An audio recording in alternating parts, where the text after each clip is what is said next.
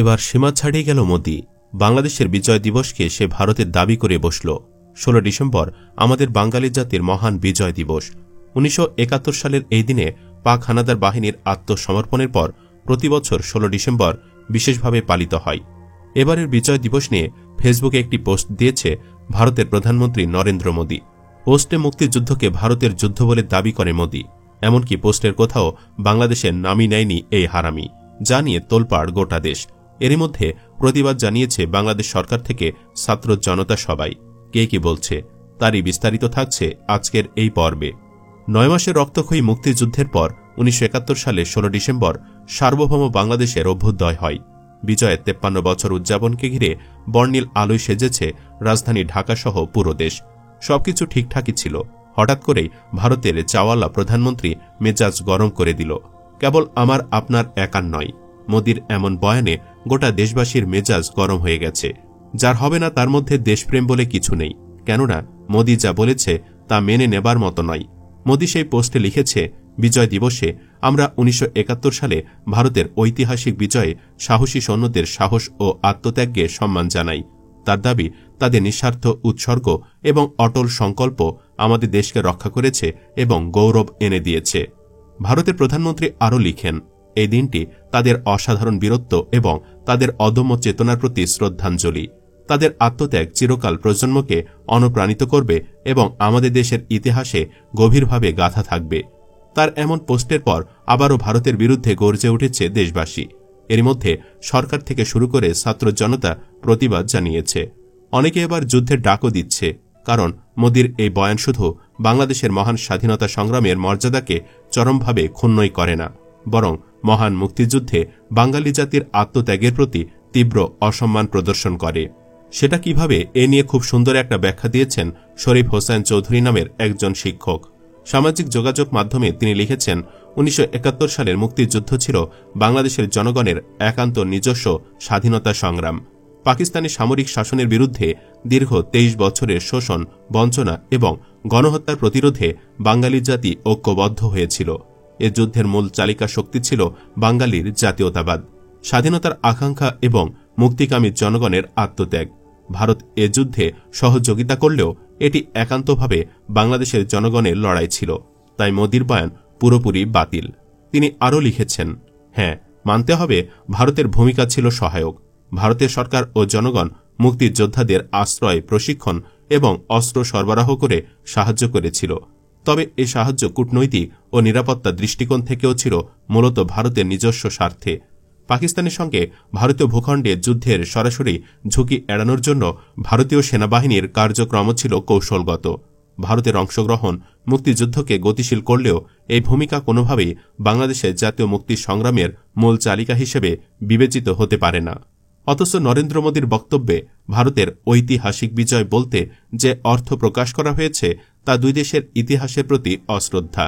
নরেন্দ্র মোদী তার লেখায় এমন একটি ভাব ফুটিয়ে তুলেছেন যেন 1971 সালে মুক্তিযুদ্ধ ছিল শুধুমাত্র ভারতের সামরিক কৃতিত্বের ফল, অথচ এই বিজয় ছিল বাংলাদেশের জনগণের রক্তের বিনিময়ে অর্জিত স্বাধীনতার ফল।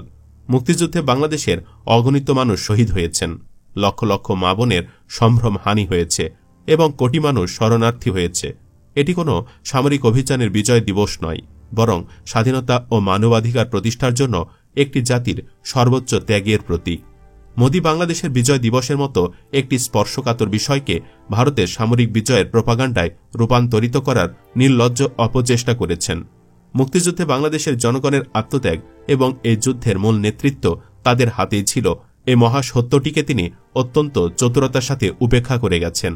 রাষ্ট্রীয়ভাবে বাংলাদেশের পক্ষ থেকে এ ধরনের বক্তব্যের প্রতিবাদ জানানো প্রয়োজন। বাংলাদেশের বিজয় দিবস আমাদের জাতির সর্বোচ্চ গর্ব এবং আত্মমর্যাদার পরিচায়ক। এদিনের মর্যাদা রক্ষা করা আমাদের সবার পবিত্র দায়িত্ব। এ নিয়ে এরই মধ্যে তীব্র প্রতিবাদ জানিয়েছেন অন্তর্বর্তী সরকারের আইন উপদেষ্টা আসিফ নজরুল। নিজের ভেরিফাইড ফেসবুকে দেওয়া পোস্টে এই প্রতিবাদ জানান আসিফ নজরুল। এতে তিনি ভারতের প্রধানমন্ত্রী মোদির ফেসবুক পোস্টটির স্ক্রিনশট যুক্ত করেছেন। আসিফ নজরুল লিখেছেন, তীব্র প্রতিবাদ করছি। 16 ডিসেম্বর 1971 ছিল বাংলাদেশের বিজয়ের দিন। ভারত ছিল এই বিজয়ের মিত্র, এর বেশি কিছু নয়। যদিও আসিফ নজরুলের 2 লাইনের পোস্টেও ভুল আছে। ভারত কোনোদিনও বাংলাদেশের মিত্র ছিল না, সে নাবালকের মতো মোদীদের মিত্র লিখেছে। অপরদিকে হাসনাত আবদুল্লাহ নরেন্দ্র মোদীর একটি ফেসবুক পোস্টের স্ক্রিনশট যুক্ত করে লিখেছেন, এটি বাংলাদেশের মুক্তিযুদ্ধ। পাকিস্তানের বিরুদ্ধে বাংলাদেশের স্বাধীনতার জন্য এ যুদ্ধ সংঘটিত হয়েছিল, কিন্তু মোদী দাবি করেছে এটি শুধু ভারতের যুদ্ধ এবং তাদের অর্জন। তাদের বক্তব্যে বাংলাদেশের অস্তিত্বই উপেক্ষিত। তিনি আরও লিখেছেন, যখন এই স্বাধীনতাকে ভারত নিজেদের অর্জন হিসেবে দাবি করে, তখন আমি একে বাংলাদেশের স্বাধীনতা, সার্বভৌমত্ব এবং অখণ্ডতার প্রতি সরাসরি হুমকি হিসেবে দেখি।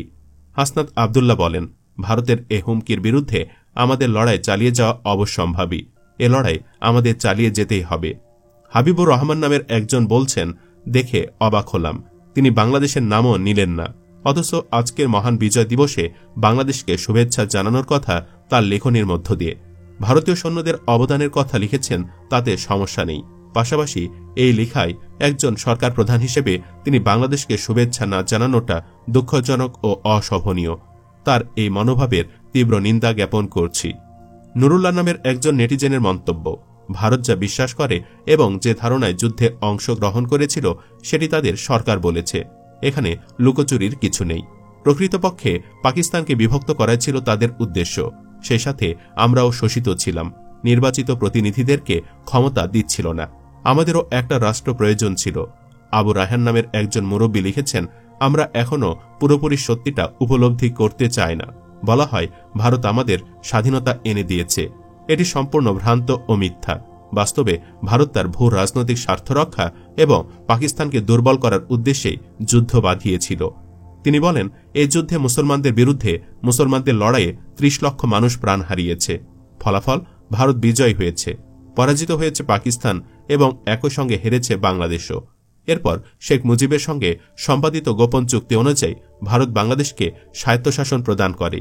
এই চুক্তির মাধ্যমে বাংলাদেশের শাসন যার হাতেই থাকুক না কেন, তা শেষ পর্যন্ত ভারতের প্রভাবাধীন থাকে। এটাই বাস্তবতা, যা আমরা স্বীকার করতেও নারাজ এবং পরিবর্তন করতেও ব্যর্থ।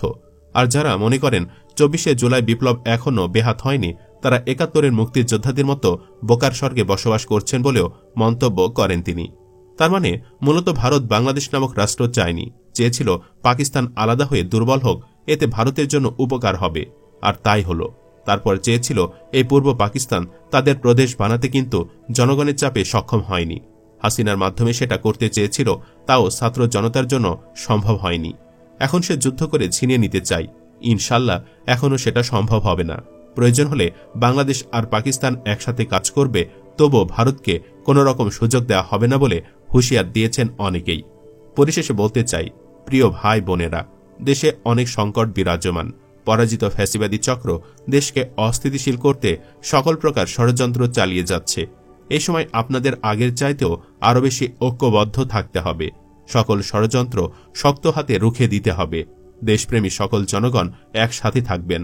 আসুন আমরা সবাই মিলে একটি সুষ্ঠু, সুন্দর, সুখী ও সমৃদ্ধশীল বাংলাদেশ গড়ে তুলি, ইনশাআল্লাহ। সুপ্রিয় দর্শক, এতদিন ভারতের জনগণ ও মিডিয়া বাড়াবাড়ি করলেও এখন সরাসরি মোদি শুরু করেছে। এখন বিজয় দিবস নিয়ে নিতে চাচ্ছে, সামনে হয়তো দেশটাও নিয়ে নিতে চাইবে। তখন দেশ রক্ষার জন্য আমাদের আরও একবার যুদ্ধ করতে হতে পারে, জীবন দিতে হতে পারে। তার জন্য আপনি রেডি তো? ইয়েস অথবা নো লিখে কমেন্টে জানিয়ে দিন আপনার রায়। আর অবশ্যই ভিডিওটি লাইক, শেয়ার করে মোদির বিরুদ্ধে প্রতিবাদের ঝড় তুলুন। পরবর্তী আপডেটের জন্য চ্যানেলটি সাবস্ক্রাইব করে আমাদের সাথেই থাকুন। ধন্যবাদ।